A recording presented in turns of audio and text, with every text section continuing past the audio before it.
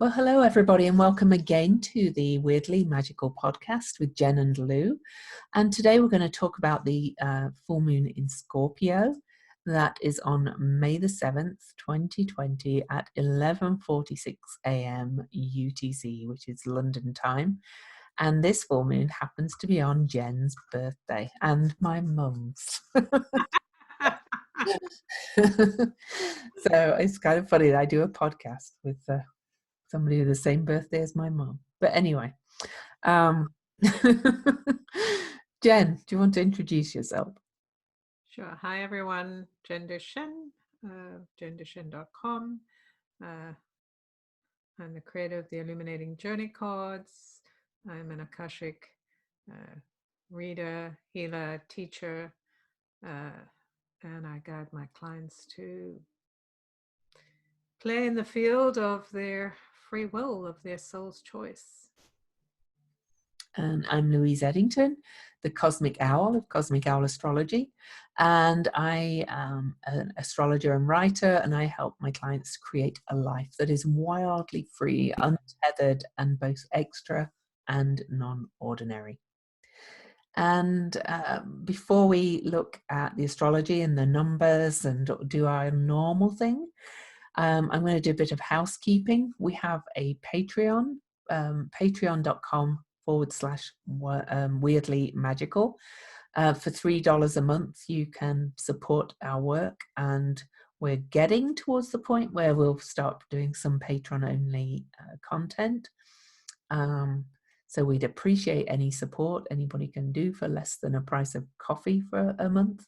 And we have an email where we take questions. We don't have any this episode, but it's weirdlymagicalpodcast@gmail.com. Also, reviews. If you love our podcast, we appreciate any and all reviews on iTunes, even if you listen elsewhere. Reviews are where it's at and gets the podcast more attention. Also, we have the YouTube channel, Weirdly Magical Podcast. So subscribers on there, again, they help us get more visibility for the podcast. So on that note, I think we'll just dive in and look at the cards. So do you want to go first this time, Jen? Sure. So I actually pulled two cards. So the first one I think I pulled before was the key. It was last time. It's so interesting. The key. Here's the key. But and then the actual soul portal 32, which for those people who can't see it's a salt background, or people think of it as water. It's actually salt. It's a field of salt with mounds of salt, and there's a doorway, like a Thai-looking doorway going into water, a little boat, an Egyptian boat in the distance, and then the figure is holding a what do you call that? A stick. And in the front, there's kind of like a temple and what looks like the reflection, which is actually not the reflection, but it's like the deeper energy. Mm-hmm. And this is very much about rediscovering or discovering who you are, or looking deeper. It's a card of healing. Being in that space of letting go of maybe what you believed was true, or maybe looking at truth in a different way, discovering new things, and being aware of the different layers of life. So what we see or who we think we are is not always what is true, and certainly not always what's true for us. So this card really is about entering that space of connecting to your soul, or the truth of who you are, that goes beyond what people say or what you think or what the social norm is. So very much the depth of your truth, the depth of kind of your why, what you value, what you want to cultivate. And it's a 32, so that's the number is about freedom. And this is about the kind of spiritual freedom in your physical environment. Like, how would you free yourself from what is out in the world, or what you believe, or what you program to believe? Mm. And it is a Scorpio full moon, which I always think of Scorpio as the deepest of water signs. So you Right. said going deep, and water signs are very much about self-reflection as well. And Mm. Scorpio in relationship to all that is other, you know. So very in alignment with what I think's going to be a very deep full moon, to be honest. I think it's going to involve a lot of deep thinking, a lot of deep reflection, as I said. So, yeah. Indeed. And the card I pulled, and interesting, you pulled the key as well. And when we look at the astrology, Chiron, the key to healing, the symbol is the key, is um, pretty activated in the chart for the full moon. So we have him too, and we'll talk about that. But the card I pulled was the Fool. It was one of my favorite cards actually, because it's really the principle of um, having no fear, and it's kind of that peak experience of ecstasy and being prepared to kind of embrace everything and nothing. So, there's a lovely quote with the Fool card in the book that I use with these cards, and it's from the Bhagavad Gita, and it's fear not. What is not real never was and never will be.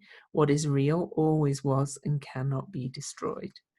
So Mm. it's Beautiful. really it's really all about just embracing the nothing and the all, which is very Scorpio full moon to my mind as well. Anyway, it's I'll just hold it nearer so for those that can Yes, see it, the very much. the fool it kind of does this kind of lasso effect around himself, but there's the butterfly of transformation. It's a very transformative card. It's not a foolish card at all. So Right. Well, when you play the fool, or you embrace that idea of the fool, that is transformation. yeah, Because in the olden days, the fool was the only one who could mock the king, right, yeah, without dying.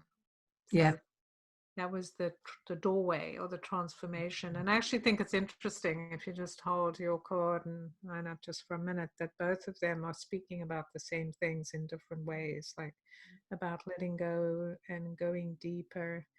Um, Mhm. and the backgrounds are kind of the similar coloring, not of course with the, and I'm just noticing there's what, like a tiger, what is that? There's The tiger's kind of biting his leg. Yeah, right, right. There's a but it's kind of laughing off all the things that right, right. The bedevil you in a way. It's right, exactly. It's kind of that opening up of being free. mm, So yeah, I think this is it. Looking beyond at what's true for you. So finding the freedom and the joy in being um, kind of just that expansive energy of just letting go of what. I'd never noticed before as well, though, that the fool in this deck, at least, is standing like the Vitruvian man does. So, Oh, right, exactly, with the 5 star kind yeah. of energy, and Mhm, it's really very much this kind of stretch of awakening. Like, mhm. this is where I am, and I actually see this card, the 32, the Soul Portal 32, to me is also in that sense of that awakening, that awareness of, oh, what I've been focused on and doing isn't what's real, isn't what's true. So how do I get to um, the depth, that treasure within, that's so that I seek, right? The true gold, right? Number 5 card and the 5-pointed star on my card, which of course is the Venus cycle, but that's going down a whole other path. It is the ruler of this moon, so Yeah, the Venus, well, Venus rules the sun, yeah, which is yeah. I opposing. mean, sun, sorry, not Yeah, moon. Sun. and Venus also rules Libra, which Yeah. is where Juno is. And so let me talk a little bit about what's going on in the chart for those that can't see it, and then we'll dive into kind of what we think of it. So the actual full moon is at 17 degrees and 20 minutes of Scorpio, opposing the sun in Taurus at the same degree. The sun is conjunct Mercury. Mercury's at 20 degrees of Taurus. The two of them are in a sextile aspect to Neptune in Pisces, which is also at 20 degrees. Juno, I mentioned, is in Venus ruled Libra and is almost in exact opposition to Chiron in Aries. So we'll talk about that.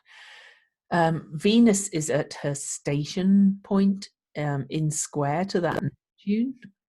So she's going to station retrograde. So this full moon is on May the 7th. Just before that, 2 days before, the lunar nodes shift back into Sagittarius and Gemini. And then right after the full moon, we've also got Saturn stationing retrograde on May the 11th, Venus stationing retrograde on May the 13th, Jupiter stationing retrograde on May the 15th, and Pallas Athena stationing retrograde on May the 17th. So by the time we get to the beginning of the next lunar cycle, we'll have so much retrograde energy because Pluto, we're recording this on the 23rd and Pluto's stationing retrograde on the 25th. So we'll have 4 planets having turned retrograde plus Pallas Athena, the asteroid. So not only do we have the energy of the chart, we've got all this retrograde energy starting that's going to take us into a whole different place. And the nodes shifting signs for about a 1.5 year period. They're going to be in Gemini and Sagittarius, which means the eclipses are going to be in Gemini and Sagittarius pretty much for the next 1.5 years. So we've got an awful lot of change coming our way. So Jen, do you want to talk about what you see? In terms of the numerology, I think that's pretty exciting because we have the sun and moon at 17 degrees. 17 degrees and 20 minutes, which I find that fascinating. We have the 20 there, just as a reminder that we're in the 2020 year.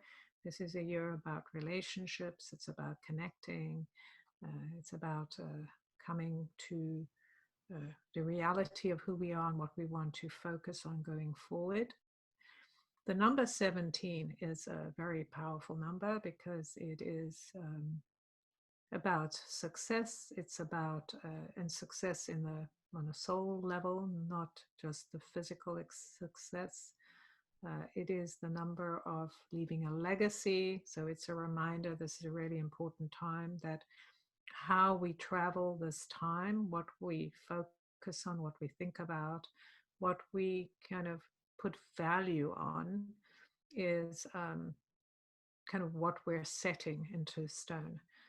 So really important that this number 17 is, which makes an 8, is about combining our wisdom, our inner knowing, our connection to source and to the earth with our focus or intentional idea about who we are, like how we are in our physical body, and combining that spiritual energy to create the success or the focus. And I just want to re-emphasize here that when we think about success, especially now in the time of COVID, is this idea that, we've had an idea of success that it meant that we had maybe a certain amount of money or we had standing in the world, etc.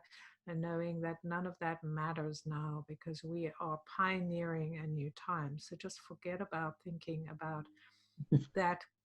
I've proven that I'm successful, or I've got to keep climbing that mountain. So this moon is actually in the fertility of what is coming, in the kind of blossoming of what is being born right now. We will create new seeds. Mm-hmm. And so understanding that this is the energy of going forward. So very exciting. It is also very,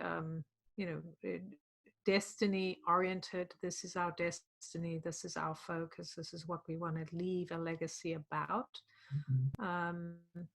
And what's also interesting, this is on a 7 day. So I talked a little bit about, in terms of what the 7 is so important, because it is our spiritual path, our connection to where we want to go. It's about researching, reflecting, going inward. So it's very interesting that this is falling on this day when that's so important about the moon. Yes, about the moon being in Scorpio and all of these retrogrades that are coming up, that we are actually going backwards to rethink about things that we may have thought we had decided on or that were complete. So that we have that 7, which is embracing our wisdom, reflecting on what we've done, changing our minds, because we have a lot of that energy about how we need to change our minds, change the way we think, release old programming, just kind of let go of a lot of the things that we have kind of relied on to be true and are obviously not true, because lots of people don't know the answers now. We're discovering that none of us really know anything, right? We are like starting like children or babies all over again, moving through the space as if we know nothing. We're coming back to that point of knowing nothing. So what will we do? And that makes me think of the cards that we pulled. Like, it's that same story. You come back to nothing. I know nothing. I can risk everything because I know nothing. So I can't say whether it's good or bad, dangerous or not dangerous. I just have to experience it. Um, and then also what is interesting is May is a 9 universal month. It's a 5 usual month. So 5 is May, is the like kind of break point. We have the all of these energies, the flowering, if you're in the northern hemisphere, about the summer starting to kind of activate uh, the field of fertility. And so it's a 9 universal month. So we have the 7, 8, and 9 that are activated, which I think is pretty exciting, because this kind of puts us in that space of recognizing what is it that I want to be, or how I want to kind of fulfill myself in a new way, given the freedom that we're now being given. Because if everything's collapsed and it's no longer true, then what will we create going forward? And you said about this, the 7, because it's 7 day, but we have Uranus and Chiron both at 7 degrees of Aries and Taurus. They're kind of tracking together at the moment, pretty much before they start to shift after retrogrades. And in previous lunations, they've been at 6 and 5, but now they're at 7 on this 7 day. And they're both change agents. Chiron is, how can I change? In Aries, is about how to change and change myself.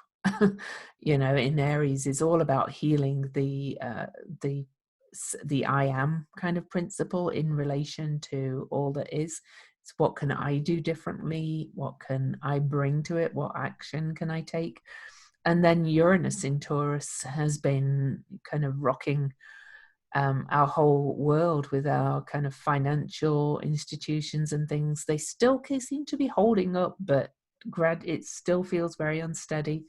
It's are we going to go into a complete depression, or are our food supply chains going to be disrupted and all that kind of thing? Or are we going to actually think differently? And Jen talked about that. There's an awful lot in this whole chart and moving forward about really changing how we think, changing how we look at things, learning new things. Are we going to actually kind of look to completely change how our whole system works? And I think these retrogrades this year all kind of coming together. Venus ruling the sun on this lunation and ruling the new moon that we've just had, that started the lunar cycle, is entering her once in 19 month retrograde in the sign of her esoteric rulership. But she's also going to be connected with the nodes and activating some of the spots that the eclipses will be at. it's this year's all about change. It's all about changing direction, about rethinking everything that we knew, as Jen said. Um, One of my favorite things on this chart is that, and I think I mentioned it last time, is that the asteroid Juno is, apart from the moon, which moves around the whole chart once every just over 28 days, she is the only planetary body that, of the main ones that we look at, on one hemisphere, and the others are all on the other hemisphere after the lunar nodes. And she's kind of holding up the whole chart in Libra, um, where she actually is associated with, if not rulership. And this is all about, you know, our sacred marriage to each other, really, and about bringing this balance, this harmony in. Juno was about the rights of women and of children, but also of all the kind of oppressed peoples. And here she is in this chart opposing Chiron. Really, kind of, that's the spine of this. Even though we would normally look at the full moon, that opposition I find to be really kind of balancing out the whole chart if you look at it. And um, Juno is in an inconjunct aspect to that Uranus that I talked about as well because of that. So there's a lot of breaking free of the whole old patterns, old ways of beings. I tend to find Scorpio full moons to be a huge, huge release because it's deep water. I've had a literal flooded basement on a Scorpio full moon. But if you feel of it like a big release of water, like a dam breaking, Scorpio full moons tend to feel like that. There's often literal floods, but this is talking about emotionally as well. And it's a purging energy. And the fact that it's all tied in with Neptune in Pisces, another very strong water energy as well, with Neptune ruling Pisces, kind of exacerbates this purging feel to this. It feels like we're going to have one almighty kind of whoosh in on this full moon, or around this full moon. So that's Right. me. Yes. Well, I think that's really fascinating because, of course, with the purging, the word that came up through when you were talking earlier was uh, insufferable, right? So it's like the things that we have considered insufferable, like the things we have suffered through that we Mm. are angry about, or feel victimized about, or feel like we need to really push down on and insist on having our way. Like all of that stuff is starting to rise. And it feels like, it's like what happens when you get like food poisoning or something, Mm. like all of that stuff coming up. Um, and it's our deepest energies. We think about Scorpio in terms of that, our deepest desires, our deepest angers, our deepest, the things we have suffered over and over again and put up with. That all of that sort of just like all coming up and all kind of this um, releasing of our stuff and our responsibility to go, okay, what do I need to do different, as opposed to I hate that person, or I'm so mad they're doing it, like this typical thing that we've done, which has been about, it's all about somebody else doing something to me, right? Mm. I haven't done anything wrong, they've done it all wrong. And of course, with that whole Juno, the balance act, which is about, yeah, I haven't done anything wrong, and they're the evil one, they're the one that's making it all happen, they're the machination, this kind of the fool, like that idea of how we see the fool, right? Somebody who's manipulating us or being manipulated.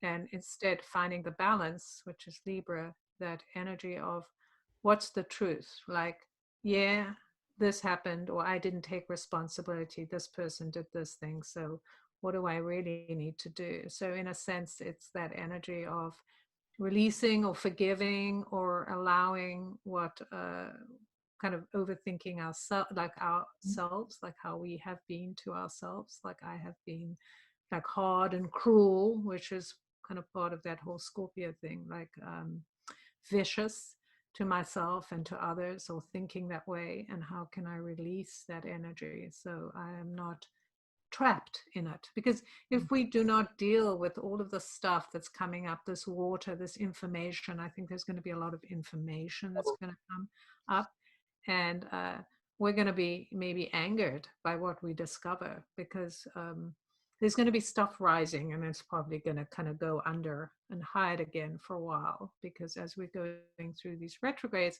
it's kind of like we need to rethink it. But we can't rethink what other people do, but we can rethink, how do I do this differently? And that's the whole point. And I think that's what you were saying, Lou, about this, the Chiron and Taurus, Chiron and Uranus, with it, the sevens. The seven is, again, the researcher, the reflector, the idea of getting insight. This is about intuition, getting the intuition, the hit.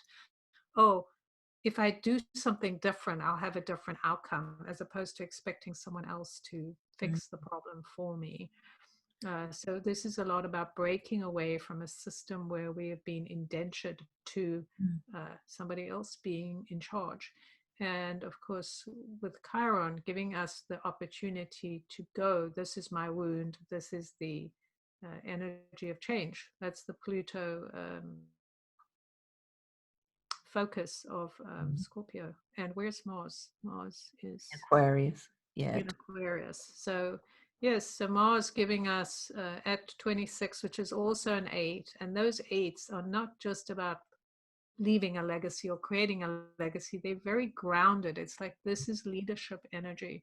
You know, this is the 4 and the 8 that we have this year, the 2, 4, and 8. This is all about making it real. What do I need to do different to take responsibility, to have a different experience, to move myself out of being a victim in some way? And I think that also speaks to that Juno. Like, you know, we can't, nobody else can help us if we're not willing to help ourselves, right? As long as we're sitting there going, you do it for me, you make it work.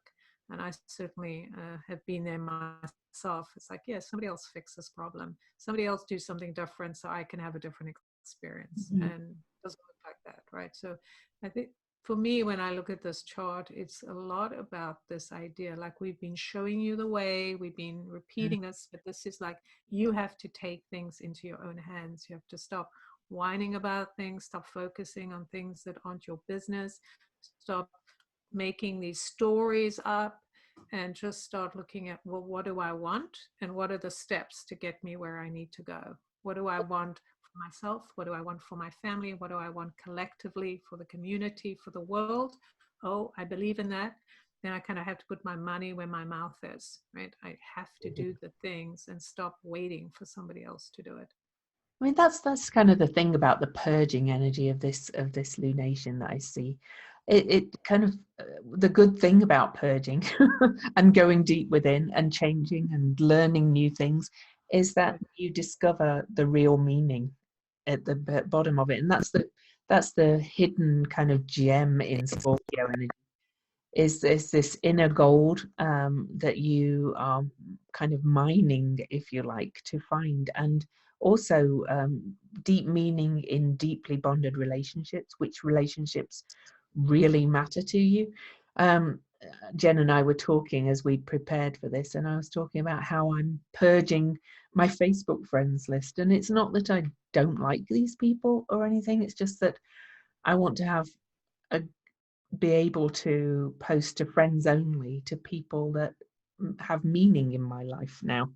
You know, the other people can follow me. It doesn't mean I don't want to know them. It's just we want to, I think there's a lot of paring down, a lot of to what has real meaning. And that's where you find the inner gold, what really matters to you. And that's really strong in this. Adding to that, Pluto is the modern ruler of Scorpio, and Pluto is just, and they move so slowly, I'd say it's really happening, is approaching its second exact square to Eris, the goddess of discord and chaos, who's really ripping away the picket fence of what's going on in the world so we can kind of see the bullshit that's been hidden behind. And she's conjunct Lilith in this on this chart, on this full moon chart. So there's a lot of purging there as well, and like we'll see things we didn't see before, and we've got to dig that up and chuck that bit out with the water as well. So so it's a very cleansing overall, purging, cleansing, and so that we can, we're being asked to pare down and simplify in major ways in our lives. The virus is doing it. We're just not going shopping now, really. So we're not buying the stuff that we did before. There's some interference on the line, so I apologize if that's in the recording. Yeah, I don't know if you hear it. It's all just part of. Yeah, it's part of what's going on with the energies at the moment. So if it comes through in the recording, we can't help it. Right. Yes, but that's the way it is. So yeah, I think this is all part of it, that, and it's just even talking about interference in terms of how so many things can interfere. And one of the things about Scorpio energy is it can be very cruel, or very self-focused on what other people are doing, and not wanting to, wanting to get revenge, right? Exact revenge. And so there's the danger of being revengeful as opposed to activating what you desire. Like, Venus is about our value system, and the idea of what we owe, right? It's not just what we accumulate or how we're living, but what we owe, the debt we owe.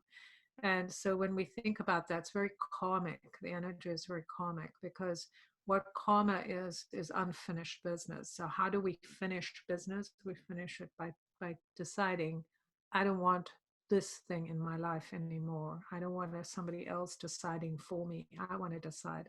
I want to take responsibility. I'm going to choose my path. So I'm not, I'm not waiting for somebody else to do something.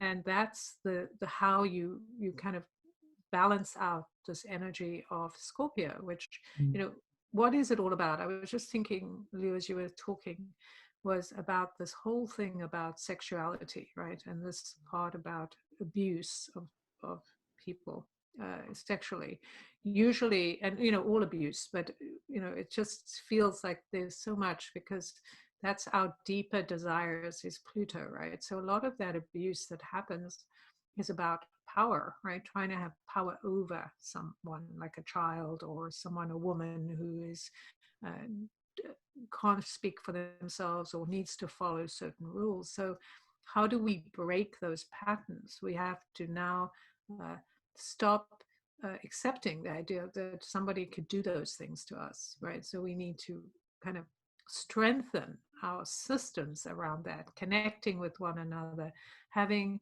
information out there so people know, oh, this is not okay. There is something else. I can speak up for myself. I can tell someone. We need to have these kinds of kind of like those old ways when you think about connecting with one another. So we know that we can ask instead of hiding. This is something shameful. This is embarrassing. I can't tell you.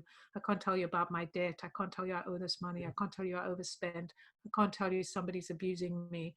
And instead go, how do I share how I feel, and how do I say it's not okay, I don't like it. It doesn't matter whether it's okay or not. I don't like this, and I want people to know about it. I want help. I want to be able to break through this energy of being oppressed and being suppressed. And I think that's what's so important to me in this in this time and in this chart here, is this thing, like, we have to help ourselves. This is the way forward. We have to take action. Like Lou was, like you were saying, like, okay, I want my friends to just be my friends, like the ones I feel connected to. So you're taking action, right? You are unfriending those that instead of just sitting there waiting to be annoyed if they do something, right? or just I have feel no connection with them. Somehow, you know, we all accepted all these Facebook friend requests because we had 100 other friends, not because we actually ever talked to them. Or Because we thought we were supposed to do those yeah, things. exactly. Yeah. And it's like, wait, I don't care. It's like this is this energy of, I understand that that's the way you want to do it, but I don't want to do it that way. And so I'm doing something different. And do I need someone to help me? Do I need to ask different questions? How do I approach it? Really getting super active or proactive in your own experience as opposed to just being just like, let's say, lying there and thinking of England, right? You know, this kind of idea of, you know, waiting for someone else to say, is that what you want? Do you like this? And going, let me just tell you what I want. Okay. Let me get clear about what I want. And I think that's the point of all of these retrogrades following this Scorpio full moon is now we're going into the depths of this energy, you know, the personal planet, Venus, and then the others are all kind of our communal energy and things that we have shared over thousands of years. We've shared belief systems that are now winding down. We are being proved through this virus that a lot of things people said were true are not true. And a lot of things people said we had, we don't have. Yeah. And yeah, so it's changing our values. We don't need to go shopping for all those things that we did to distract us, Mhm. right? Yep. And if you're bored, find a hobby. No, I'm just like, or go plant your Well, garden or something. But you know, the nodal shift is going to be huge as well, and that's 2 days before this full moon. That's another. It's kind of this big kind of. It just feels this whole lunar cycle. It started yesterday as we record this, and with the Taurus new moon conjunct Uranus, it's kind of going to shock us a bit about of our what we really value. And then when we reach the full moon with all these shifts of energy and all these retrogrades happening, it's this big shedding. It's just, and then going within, I kind of think we're going to be pretty much social distanced for the rest of the year, really, and spending more time in our homes and really having to focus on what brings us joy in our homes, what brings us joy in our families without having to be out in that outer world all the time, doing, doing, doing. We're being asked to go within and be, not do, you know. right. Well, absolutely. I don't know if we're going to be social distance the whole year, but we're certainly going to be going through the next year, I would imagine, where we're going to have to deal with this in one way or another, where we Well, are in I didn't mean, transition. I didn't mean the formal social distancing, but I think Oh, we're right, we're right. gonna, we're A gonna form. yeah, we're not going to want to be going to the large, well, most large events are cancelled for the rest of the year, in like sporting, Mm. music concerts, that kind of thing is what I'm thinking. Yeah, Oh, right. I don't mean never go near anybody. I just mean Yeah, I see what you mean. Yes, I agree. Right. We're going to want our distance and we want our space. And it's so interesting that expression, like so many of us say, just give me my space. I need my space. Well, now, what are you doing with the space you've been given, right? Like, yeah, how are you dealing? And you know, like even if you think, well, I've got all these children, all these people in my life, but these are choices you've made. Now, I'm not saying that as a punishment or you should suffer. I'm just saying, like, if you just sit down and take a reckoning mhm, of what it is your life is at this point. I made a choice, or, you know, this happened and I went along with it. You know, regardless, it's a choice you've made, and now you have to figure out how it's going to work for you. So it's not like pointing fingers. It's just like, okay, this is what my situation is. What can I do? Remembering we still have innovation. This is the beauty of all this air that's coming in, is the recognition I have the ability of my mind, my intuition, to use it to create something new, to rethink. Because remember, we're in the retrograde, we're rethinking, we're reflecting, we're reconsidering. Is this something I want to do? How do I do it? Now I have children at home. What do I do? Now I have this situation where I'm getting less income, or my whole business is changed, or my work is at risk. What do I want to do? What are the choices I'm making? What do I need to not only just exist in this time, but really start the ball rolling, just kind of start thinking about it.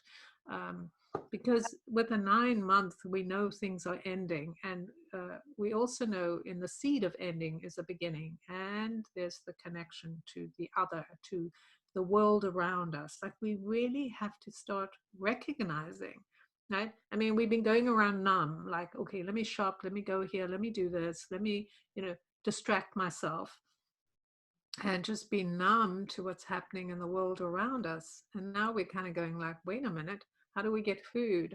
Is there enough food? Is there going to be enough of these things? Do I really believe all of the stuff? Like everyone's throwing information at us, and we're like, I don't know if any of this is true. And so we have to now start discerning, okay, here's a jumble of facts. Here's a jumble of, I don't know, information. I don't know if it's facts, but here's a jumble of information. What seems to connect with me?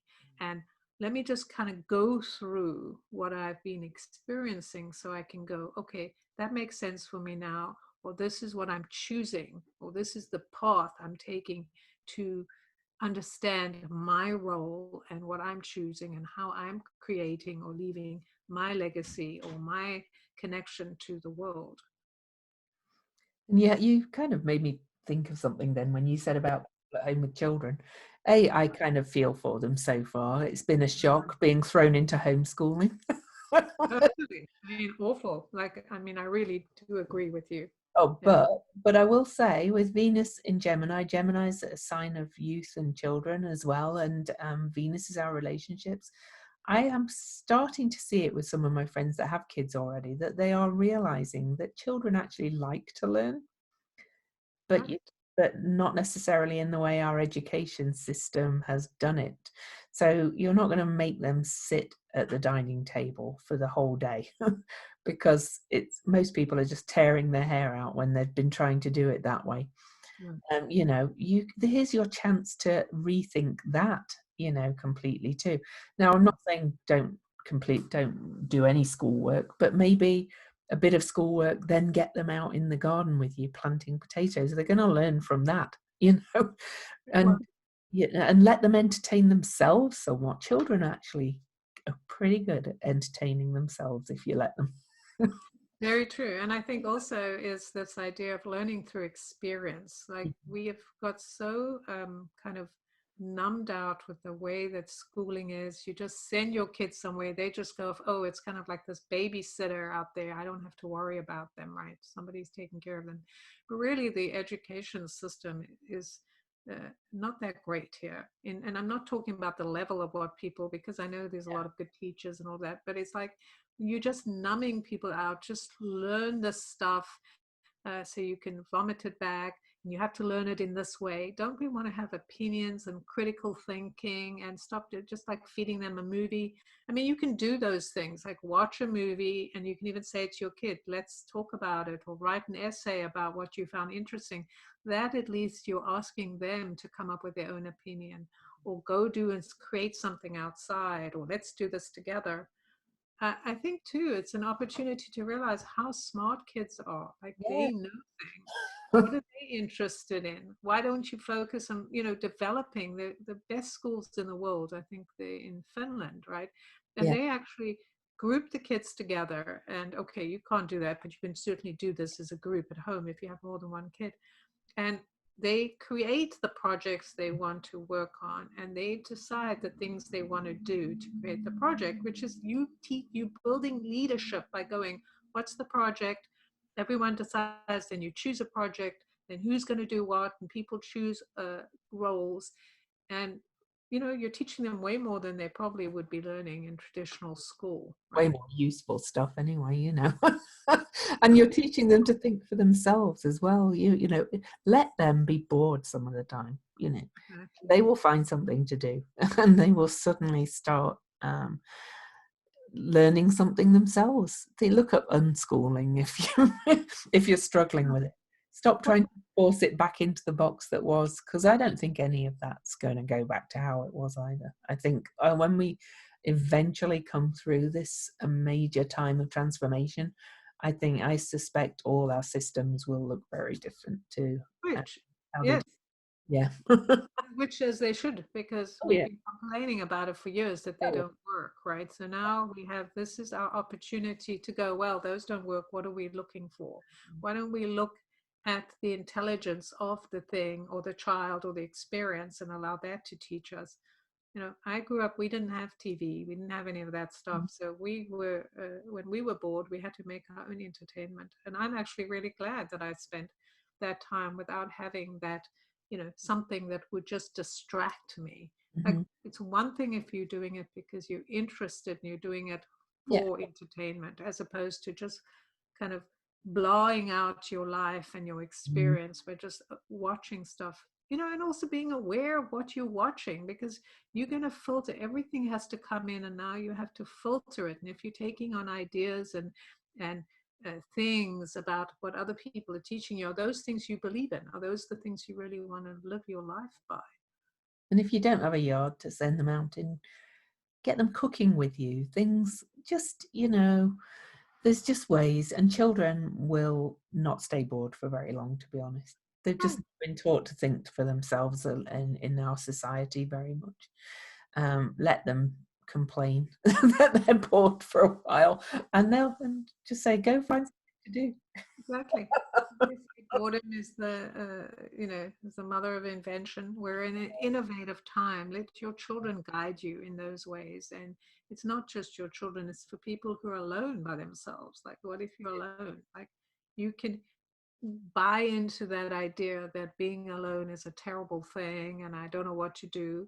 And you might go through that part. You may go through the grieving, but then it's like, okay, what do I need to do to kind of reconnect, Mhm. feel the emotion, express myself, feel connected to the world that I can't touch, right? If we're going to connect through our minds, through our ideas, through, this is what's so exciting. I mean, even for children, adults, whatever, for all of us, that's for me, definitely.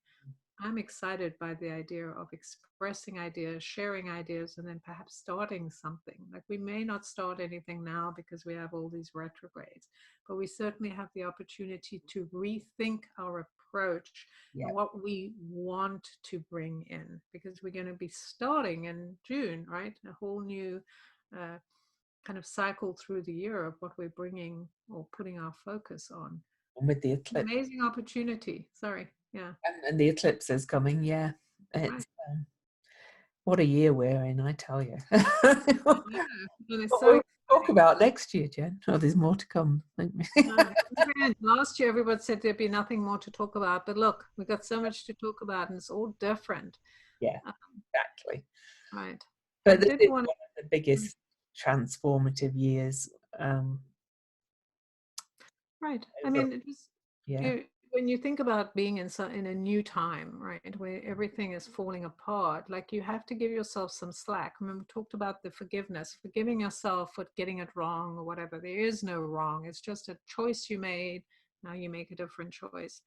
Um, but I think what's interesting with the nodes having moved into Gemini and Sagittarius, and the drain with the South node is in the Sagittarius. So I think that's going to start draining this idea of religion, and Okay. how so many of us have been captivated by someone else's belief system or way of doing things about our spiritual health and our bodies and all of this, and how we have um, kind of adapted to that. And now we're looking for a new way. We're looking because, with Gemini's bringing in all of this information into the light, into our minds, into our field of exploration and thinking differently, changing our minds, Mm.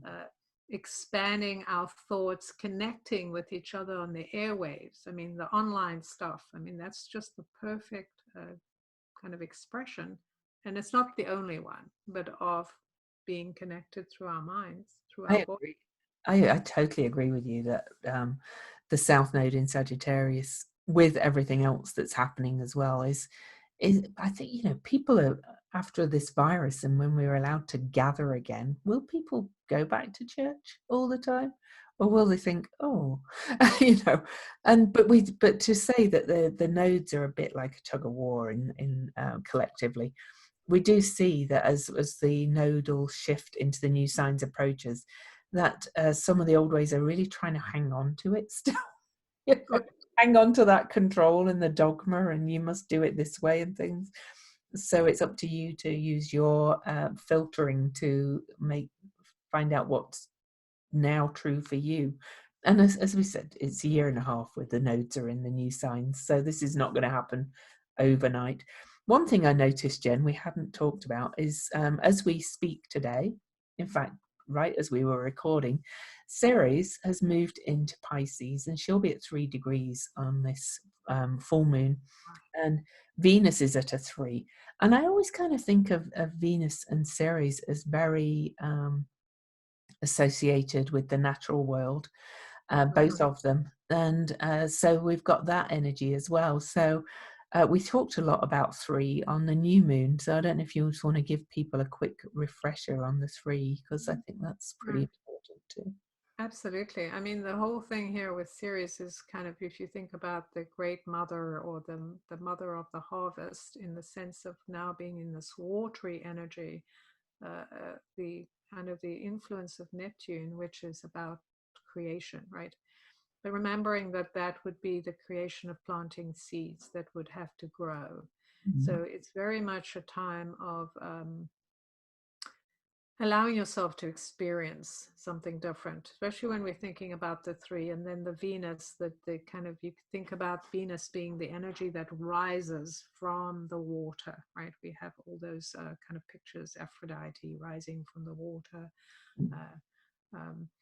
So that idea that they are connected in that way, that they are connecting through the water, through the energy of flooding, or through the water waves of how we can multiply.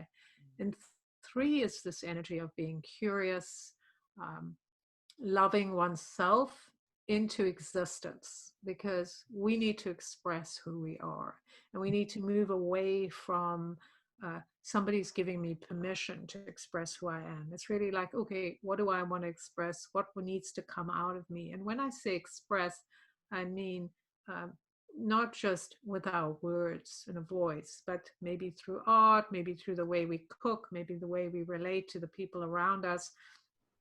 How curious we are, in a delighted way, in a joyful way, to express the energy of who we are, to express our opinions, not in an argumentative way, which I think is really interesting now when we're looking at people. There's a lot of arguing, or kind of clinging to, like what you were talking about, Lou, in terms of the South Node in Sagittarius. I'm going to cling to my beliefs, and no one's going to take it away from me. I'm going to cling to the idea that somebody else will say. Right. And like, just think about what happens when water runs through that stuff, that you get swept away. Yeah. So the only thing that's going to keep you grounded is when you find the thing that's that you can relate to, that you know it's true. Because if you are running around talking about somebody else's idea, there is no ground. Like, you don't really know more about that opinion. You can't really talk about it, because it's just like, oh, I'm just blurting out what somebody else told me. And so there's nothing there behind it. So what gives you your grounding and your sense of connection, and that connecting to those Ceres and Juno and Venus and some of the other female energies, this intuition. It's like, I know who I am. I know why I believe it, or I want to explore it. Let's explore it. Let me ask questions. Let me respond and get clearer about why I think this, or what I need to do next, or what this looks like. And this then takes us into that researching energy, right?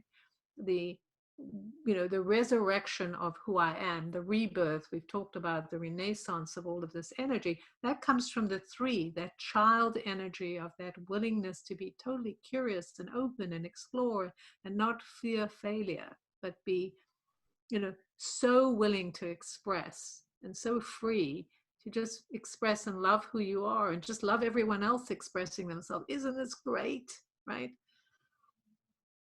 Yeah, it's Yeah. I don't know what else to say. Right.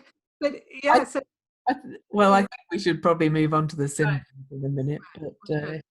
I was just going to say one thing, and I know there's a lot of things here that we mm, haven't addressed everything. Of course, we can't, but in terms of children, Gemini is that energy of connected to children, to the expression of the voice, and being liberated mm, from being told to be quiet, being mm, told that your opinion doesn't count. And we need to start looking at the wisdom of children, and looking at the wisdom of our elders, and looking at the wisdom of the collective of the people around us, our neighbors, our friends.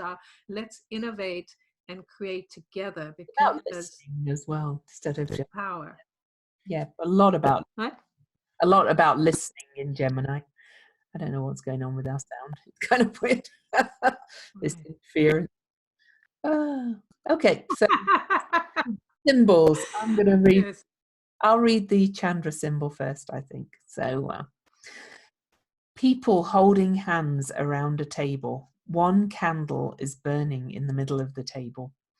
Intimate depths of camaraderie, forces joined by spirit call, gathering in the name of a greater vision, pooling resources, tapping what each does best, both inside the self and in soul links with others, avid to combine forces, the drive to fuse, passion, desire, intent, a surge of power, being hugely drawn to consume separativeness and attain to unity and wholeness, a path or journey that will put you through every test and trial imaginable, fierce resolve, and encountering shadows and dissipations so thunderous and multiplex that it will take everything it has inside to see this one through.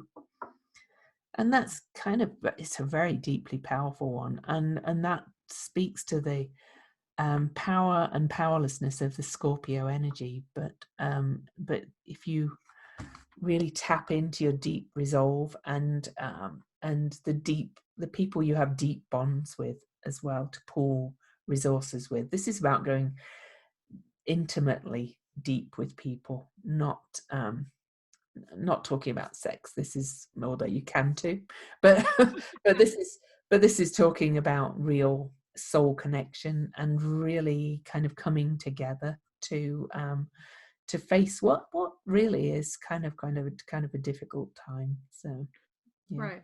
And two, the vulnerability that requires to be intimate with another, or even intimate with yourself, right? This idea of, let me be truthful about my stories, instead of holding on to them so that I'll survive, that people will see me in a certain way, and just letting go of all of that, because that's the freedom, being able to just truly be who you are, right? Even at a kind of more shallow sense, like nobody can get haircuts, nobody can get waxed at the moment.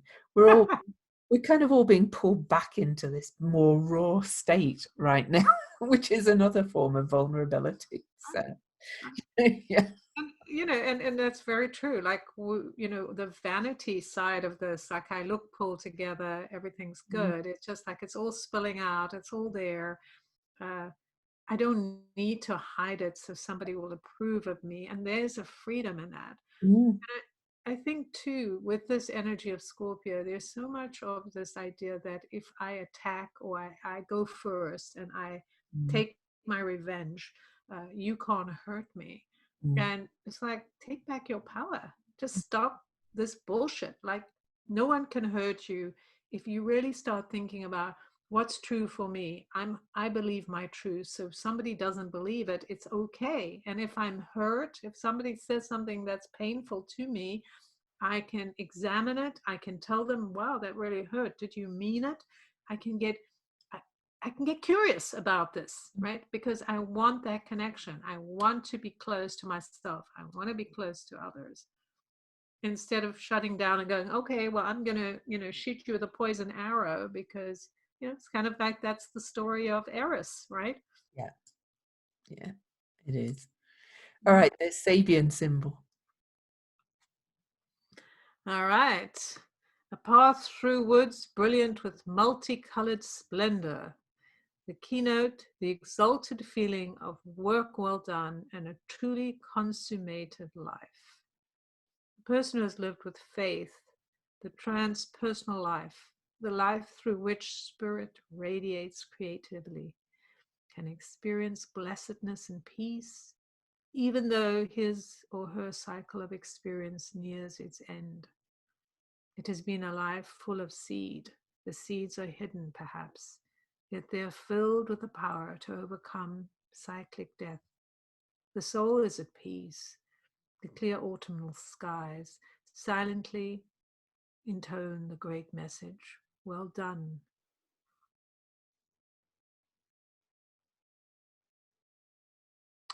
So here we see the smile of youth brought into a more mature spiritual culmination. Human nature is a magnificent symphony of warm, rich colors. Now that the strictly biological green of vegetation experiences its transfiguration. Mm. Wow.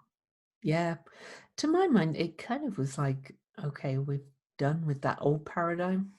Well done. You fulfilled that one, and now just be at peace with that, and not go, I want it back and all that kind of stuff. It's about moving on and transfiguring into a new multicolored splendor of possibility, really. Right. That's the maturation of accepting that that's at an end and celebrating.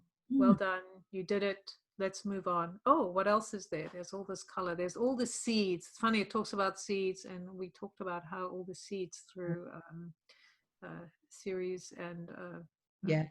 all of the seeding, and that's what this moon is about, right? Mm. It's recognizing, instead of being so focused on what was, you want to be focused on, wow, how amazing, and look at these seeds. Which one do I want to follow? Which one do I want to Mm. nurture? I keep wanting to sing Into the Woods as well with this. I might go and watch that film again. It's like, yeah, remembering this is an experience. This is a joyful time to be alive because you are now in charge of your own destiny. And together we can change the things that we have moaned about, right? Mm. By focusing forward, not looking back, which doesn't mean we don't bring together or into the field the things we loved about the past, right? Oh, absolutely. You're not, yeah, we've still got the relationships, and we've still got the home we live in and things. Right. And But, what's good about all of that? And yeah, where can we innovate and create and yeah, be inspired? exactly. But we do want to acknowledge that it's a challenging time. So if you have individual questions about what's going on now, please email them to weirdlymagicalpodcast@gmail.com. We're, happy to feature one question on every episode. And just to give a bit of kind of energetic support as well. That's, we're more than happy to do that. But for now, I think we'll just wrap it up and tell you where you can find us online. Yep, Jen. Right. Oh, I'm going. Okay. So I just to kind of add on to what Lou was just saying, I think it's really important to understand that we're each going through our own experience of growth, and wherever you are is perfect, and Mhm. that's where you begin. And if, besides a question, if you feel like you need more support, both Lou and I do private sessions. Mhm. So there's definitely that way you can, if you need that, it's available to you. So just be aware of that. We also Um, both have groups, don't we? Membership. Yes, we both have groups, we both do private sessions, we both offer different varying things, free and paid. So there's all different levels available to you, and we are definitely open to that. Mhm. So that said, you can find me at jenduchenne.com, and that's JEN, one N, DUCHENE.com. And if you're interested in the illuminating journey cards, you can find them on my website, I already mentioned I do readings. I have a group on Facebook, We Belong Here. I where else? You can find me on I do YouTube weekly videos on YouTube. And you can find me, I think, under my name, Jen Dushin. I think it's Jen Dushin Illuminate 8.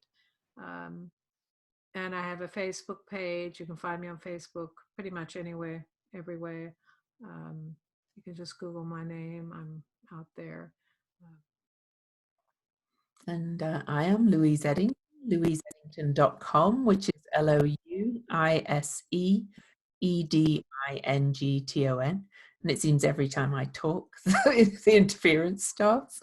I'm the author of 2 books as well, Modern Astrology and The Complete Guide to Astrology, both of which have got great reviews. So you can check them out on Amazon and Indie sellers. They're on my website as well. So again, louiseeddington.com. And Cosmic Owl Astrology is my Facebook page, my YouTube page. I'd love any kind of likes on the page and subscribers on YouTube. Also Cosmic Owl Astrology on Instagram. So if you Google Louise Eddington or Cosmic Owl Astrology, you'll be able to find everything, and you'll be able to find my offerings on my Facebook, on my website and on Facebook. So for now, it's goodbye from Lou. Goodbye from Jen. I thought you'd gone for a minute. Goodbye.